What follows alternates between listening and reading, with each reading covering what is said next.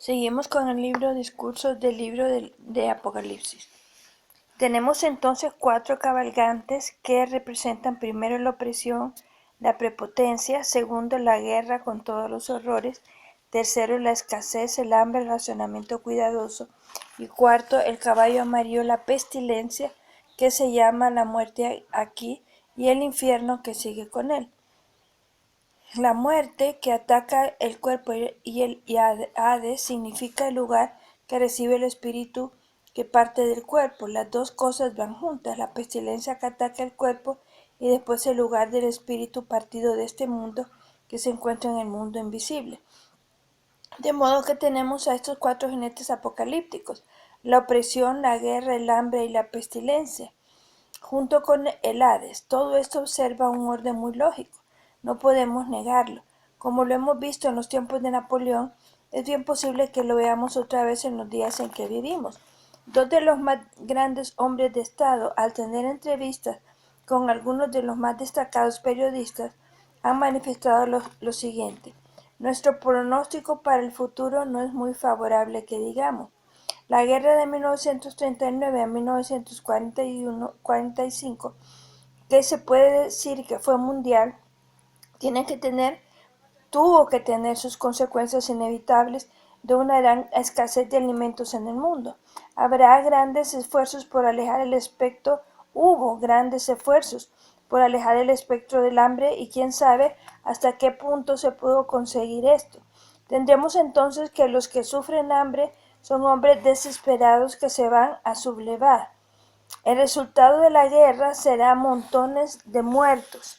El hambre, con más cadáveres todavía, produce una pestilencia que jamás se habrá visto. Este es el pronóstico de hombres de Estado.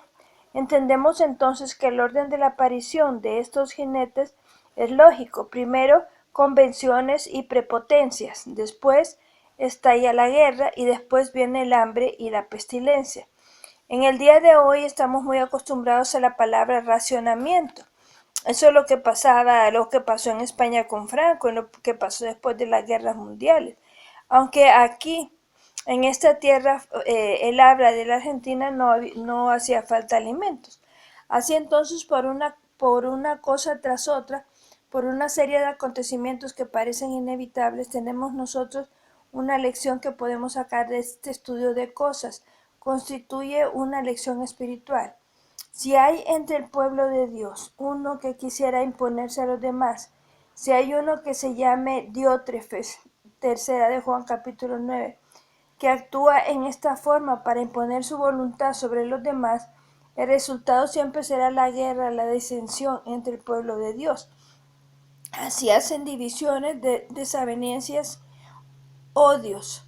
El resultado de divisiones y disensiones entre las congregaciones de Dios es que escasea el alimento espiritual y viene el hambre. No hay poder, no hay ayuda entre las congregaciones en estas condiciones, y el resultado inevitable después es la muerte del testimonio de Dios.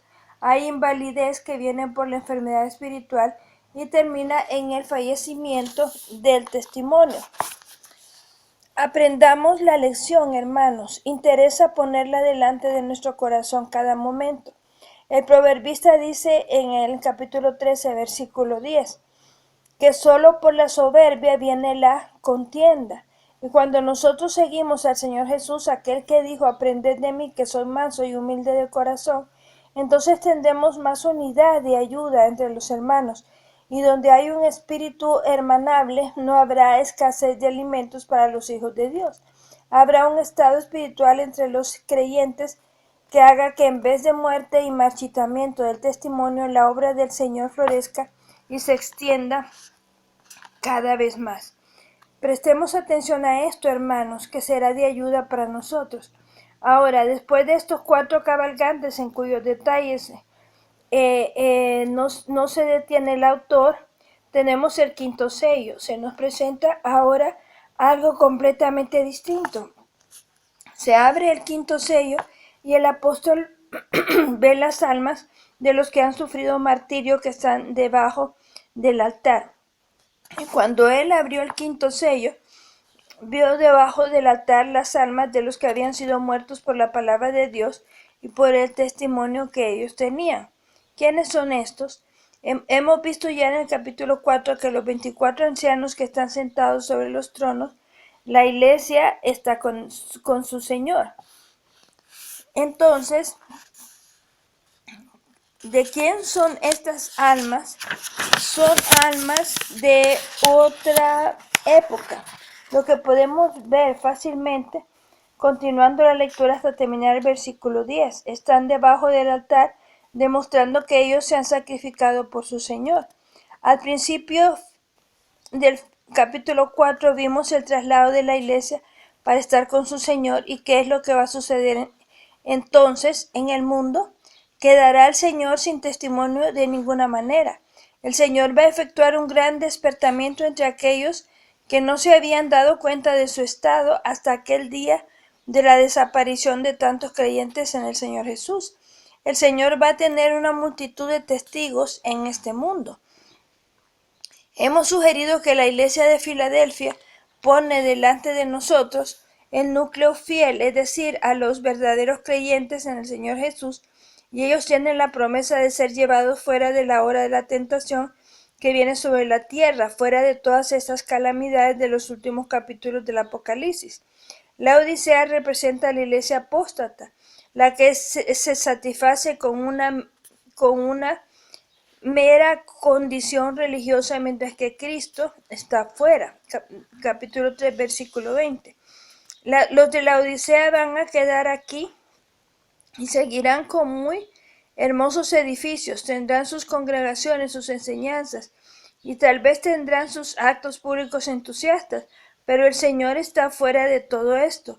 Sin embargo, el Señor no se quedará sin testigos, y hay aquellos en el día de general apostasía que van a dar su testimonio.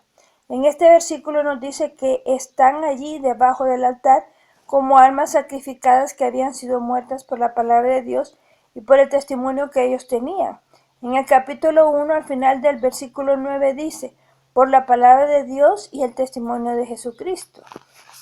Así, después de la desaparición de la iglesia, habrá todavía testigos, y estos testigos van a hablar con claridad y poder sobre la palabra de Dios, inerrante, verdadera, y un testimonio del Señor Jesucristo que resonará desde un pueblo al otro. Pero aquellos que han quedado aquí, los apóstatas, no tendrán lugar para la palabra de Dios y van a tener un desprecio, sino odio contra tal testimonio. El testimonio a la verdad de la palabra de Dios y a la divinidad de nuestro Señor y Salvador Jesucristo va a traer sobre aquellos que confiesen su fe una verdadera tormenta de persecuciones.